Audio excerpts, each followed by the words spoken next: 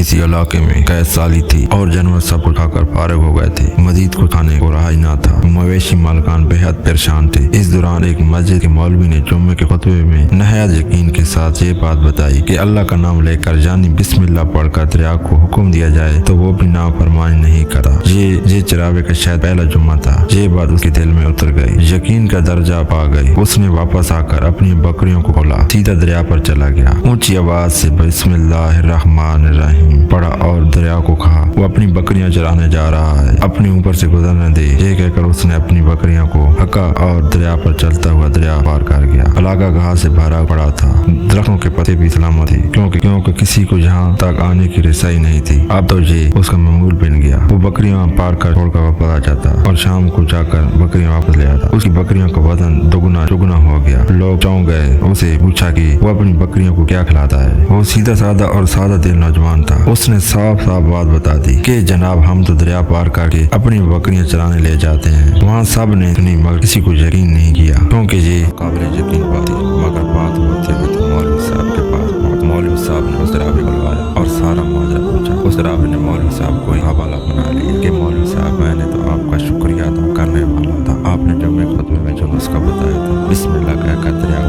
کو وہ بھی انکار نہیں کرتا۔ مولوی صاحب حیرت سے اس کے چہرے پہ دیکھ رہے۔ مولوی صاحب نے کہا بھائی صاحب ایسی بات تو ہر جمعے میں کرتے ہیں، فقط لوگوں کا ایمان بنانا ہوتا ہے، مگر بکریوں والا ڈٹا رہا کہ میں تو بس بسم اللہ کہہ کر پانی پر چلتا ہوں اور بکریاں سمیت پانی پر چل رہا ہوں۔ آخر مولوی صاحب نے صبح کو دیدار کرنے کی ڈھونڈا اور جراوہ بھی آ گیا۔ مجمع زیادہ تھا۔ مولوی صاحب نے ایک دو بار سوچا انکار کر دیں، مگر وہ جو مولوی صاحب کو کندھوں پر اٹھا کر لائے تھے اب بھی جوش و خروش سے اللہ اکبر کے نعرے لگا رہے تھے اور مولوی صاحب کے حق میں تعریفیں کر رہے تھے۔ آخرکار مولوی صاحب نے ایک رسم منگوا لیا۔ پہلے اسے ایک درخت کے ساتھ باندھا، پھر اپنی کمر کے ساتھ باندھا، پھر ڈرتے ڈرتے ڈھیلا ڈالا، بسم اللہ پڑھا اور دریا پر چلتا ہوا شروع ہو گئے۔ مگر پہلا پاؤں پانی میں رکھا تھا کہ دریا پانی میں گر گئے۔ مولوی صاحب ڈبکیاں کھانے لگے اور پانی کے بہاؤ میں بہنا شروع ہو گئے۔ لوگوں نے کھینچ کر باہر نکالا۔ مولوی صاحب کی اس حرکت نے چراغے کو پریشان کر دیا کہ مولوی صاحب کی بسم اللہ کو یہ کیا ہو گیا ہے، کیونکہ اس کا یہ روز کا معمول تھا۔ اس کے اپنے یقین میں کوئی فرق نہ آیا۔ اس نے بسم اللہ کہہ کر بکریوں کو پانی کی طرف اشارہ کیا، خود ان کے پیچھے چلتا ہوا